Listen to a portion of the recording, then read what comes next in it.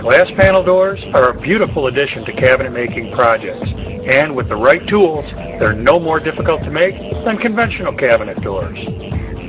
The CMT glass panel door set is the perfect choice for making glass panel doors in your shop. The set consists of 3 cutters: an end grain cutter, which is used to coat the ends of the pieces to match the long grain cut; a long grain cutter, which produces a decorative profile on the front of the pieces and a rabbet on the back for the glass; finally, a slot cutter, which is used to cut a slot in the door frame parts for a glass retainer. Your completed door consists of a decorative profile on the front of the door, end grain on the rails that's been coped to match the long grain on the stiles, and a rabbet on the back of the door which receives the glass panel.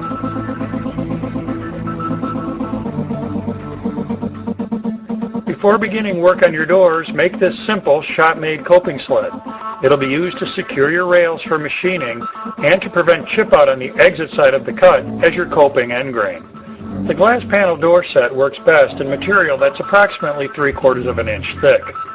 Be sure the resulting rabbet is deep enough to accept the glass for your project and the glass retainer. The first setup step will be setting the height of the coping cutter. When this cutter is properly set in 3/4 inch material, it will result in a lip on the fronts of the doors approximately 1/8 inch thick. Install the end grain cutter in your router table. Then insert a piece of test material into the coping sled. Set the height of the end grain cutter shooting for the 1/8 inch lip on the bottom face of the test piece. Position the fence using a straight edge. Make the face of the fence even with the ball bearing on the cutter. With the test piece secured in the sled, make a test cut. Do not cut all the way through the test piece and into the sled yet. Now you need to check your work. The lip on the front of the door should be about 1/8 of an inch thick. If it's too small, raise the bit. Too large, lower it. The tongue here on the back of the door leads to the rabbet in the next step. It needs to be large enough to accept the glass and the glass retainer. Once you've got the height of the cutter correctly set, go ahead and cut through the end grain and into the coping sled. This creates, in the coping sled, a setup gauge you can use the next time you use the cutter.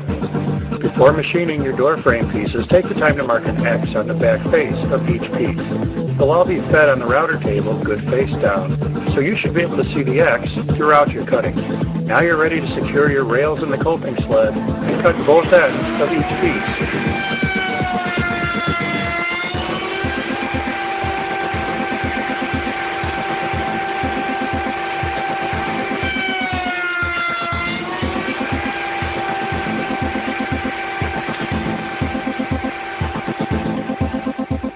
Install the long grain cutter in your router table and note that there's a ball bearing between the top and bottom halves. Set the height of the end grain cutter using a rail you cut in the previous step. Make the bottom of the top cutter even with the bottom of the tongue on the end of the rail. Position the fence by making the face of the fence even with the ball bearing. Add featherboards to your router table and using a push stick, make a test cut of a piece of scratch. Now you can check your work by comparing the long grain cut to the end grain cut that you made previously. The faces of the two pieces should be even or very close to even.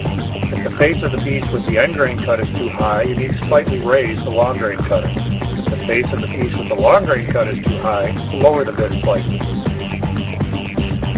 Before making a long grain cut on your door parts, take the time to make a zero clearance fence on your router table. This will significantly reduce chip out on the exit side of the router bit. Now you're set to make the long grain cut on all 4 of your door frame parts.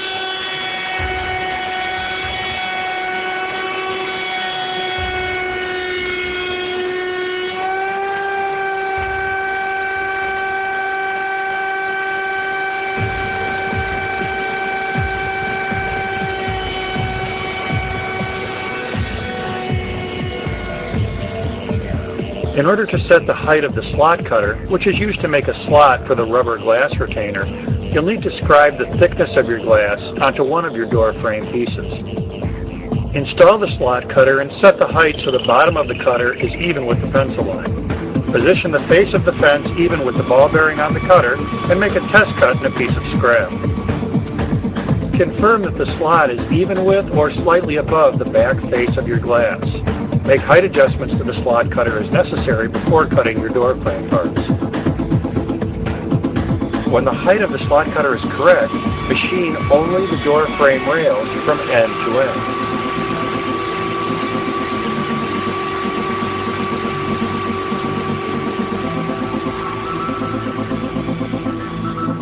Since the slot is cut from end to end on the rails, it shows through the end grain, but this will later be hidden against the edge of the stiles. A stopped cut is required on the stiles so that it won't show. Set up the stopped cut by measuring the overall width of your rails and dividing that number in two. With the router unplugged, spin the router bit so that the carbide cutter is close to the fence. Then measure from the cutter, marking 1/2 the width of your rails right on the face of the fence. Repeat this layout process on the other side of the fence, making a second mark.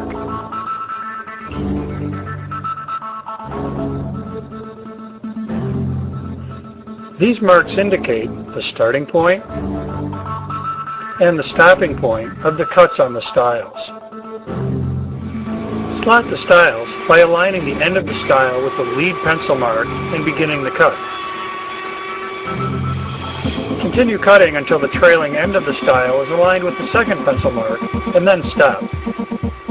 This technique guarantees that the slot will be stopped short of the end grain of the stiles, but you've created a long enough slot that it will receive the rubber glass retainer. Assemble the door, then completely sand and finish it before installing the glass. Using a utility knife, cut the retainer so it fits from inside corner to inside corner. Go ahead and cut all 4 pieces. The barb on the rubber retainer is designed to be a snug fit into the slot you cut on the inside of the door frame. Use a putty knife to press the barbs on the retainer into the mating slot. It's best if you use the knife to start the top of the barb and then the bottom of the barb before pressing on the face of the retainer itself to completely seat the barbs. Repeat this process down the length of the retainer. After the retainer has been completely installed, you can cut the corners at a 45-degree angle using a utility knife in order to create a miter.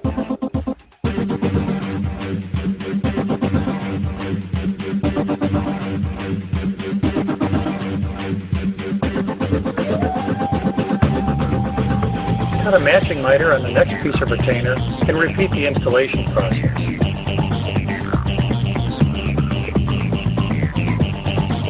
You can also make wooden glass retainers to match your door frame. Start by installing a 1/4-inch roundover bit in the router table. Plane a piece of stock to 7/16-inch thickness and round over both corners.